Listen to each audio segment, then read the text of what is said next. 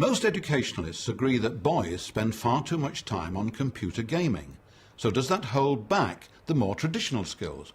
Well, new research suggests that computer games are good for you, and girls will regret not engaging with them. Gaming can promote creativity, storytelling, analytical skills and logic, reports the Centre for the Study of Children, Youth and Media. The research I'm doing is essentially about literacy, and just as schools have always taught reading and writing, we're now arguing that they ought to teach both creation and analysis in different media forms such as computer games. Why should gaming be taught in the classroom? Well, gaming itself is quite a complex process. The rules of computer games are they fit together in quite complex ways. There are narrative elements, there are gaming elements, there's all sorts of kind of physical coordination involved. Many games involve problem solving and overcoming challenges, and that requires quite a lot of logical and rational thinking. Many games are derived from books or films. Is there really a need to teach narrative using computer games? I think the reason why there is a need to play a game, perhaps, is if you've got a lower ability pupil, the game allows them an entry point into a novel whereby they get to know the characters, and then the novel itself, the book itself, isn't quite so challenging. But are boys and girls helped equally by gaming?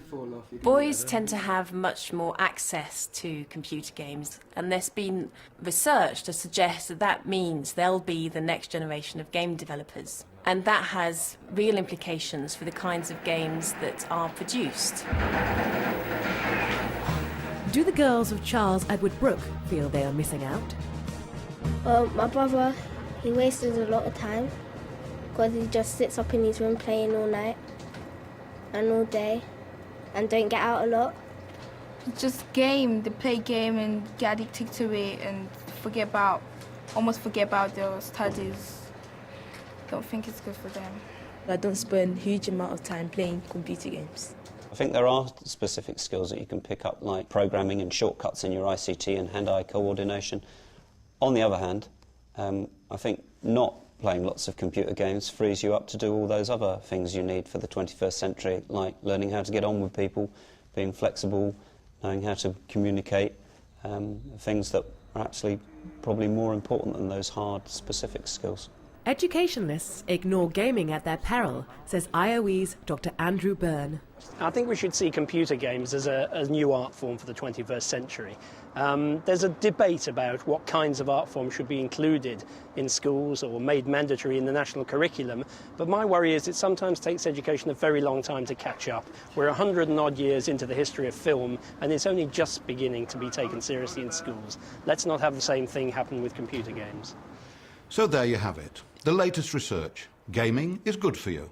Girls should do much more of it, and soon, before a gap develops and they're left behind. But I think this is one piece of research I won't be discussing with my expert gamester grandchildren, if I want to keep in with their parents, who of course played Ludo and Monopoly. Goodbye.